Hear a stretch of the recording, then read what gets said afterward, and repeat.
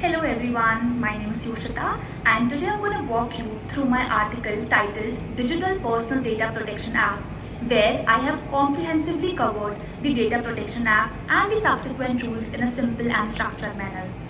In my article, I have tried to break down the DPDP Act and the subsequent rules in a user manner specifically for students. I have started with the landmark judgment of K.S. Puttoswamy versus Union of India, where the Supreme Court specifically held right to privacy as a fundamental right under Article 21, and this judgment led to the formation of the committee called B.N. Sri Krishna Committee, and subsequently the Digital Personal Data Protection Bill and the Act of 2023. Now in my article, I have tried to explain you what is a data principal and what is a data fiduciary.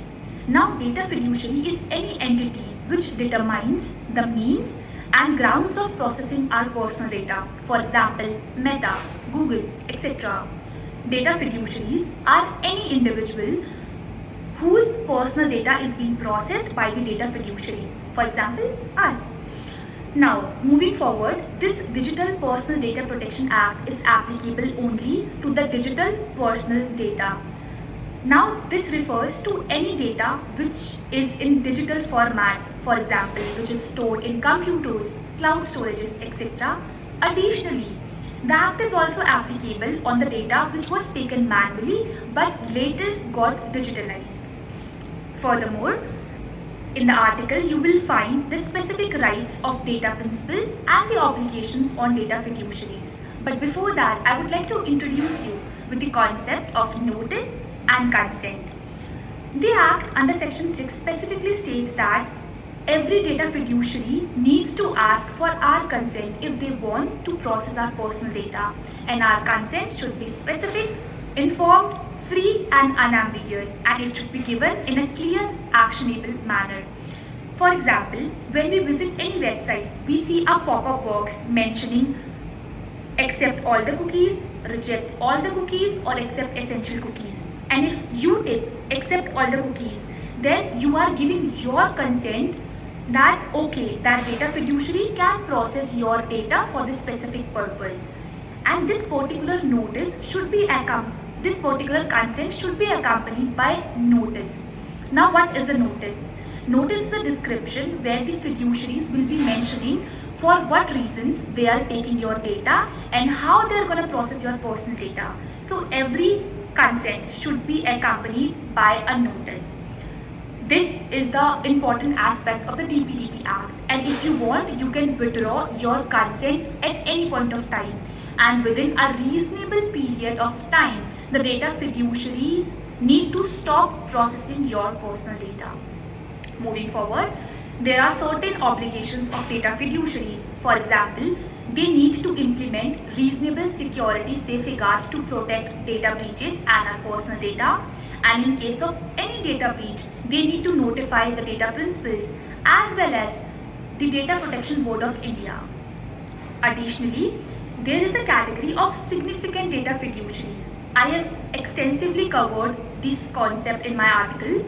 Though in brief, significant data fiduciaries have certain additional obligations, keeping in mind the amount of data they are processing, like the size of the company and the volume of data they are processing, the sensitivity of the data. Government could classify certain fiduciaries as significant data fiduciaries, and they need to appoint a data protection officer, which is DPO. Moving forward, rights of data principals. We have certain rights. For example, we have right to access our information, right to erasure and correction of our information, right to grievance readdressal, and right to nominate. In case of death or incapacity of our data principal, he or she can nominate certain individual or any other individual who can exercise those rights on her behalf. Additionally, the Act under Section 18 states a data protection board. It formulates a data protection board as an independent body, and it will gonna act as a digital office.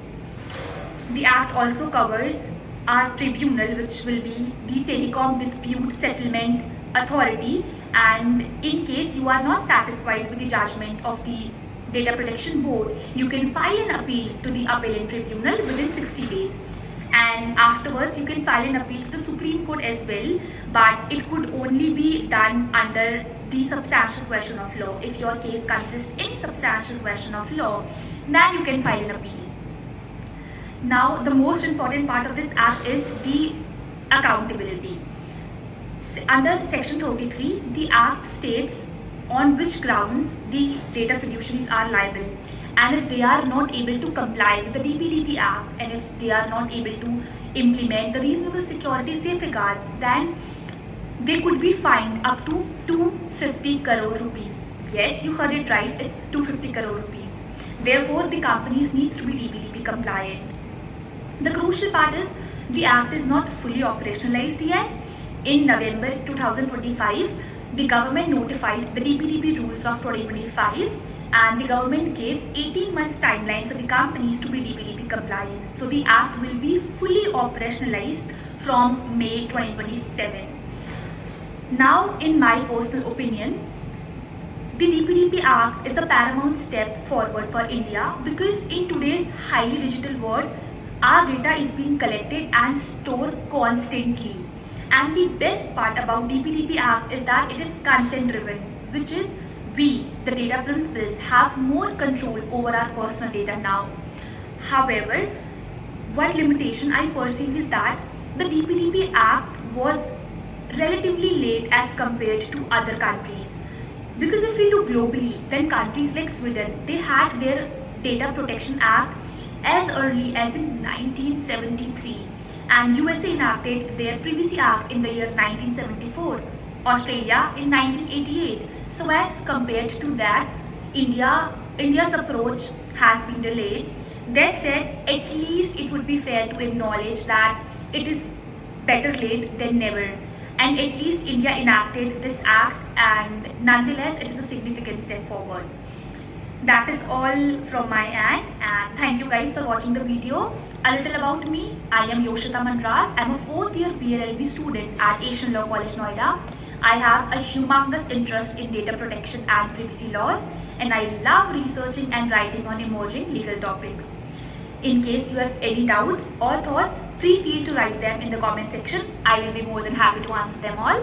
And in case you guys would like to connect with me, you can find me on LinkedIn. My ID is Yoshita Mandral, and I will be mentioning my link of the LinkedIn ID in the description box below. So do check it out, and bye bye, take care.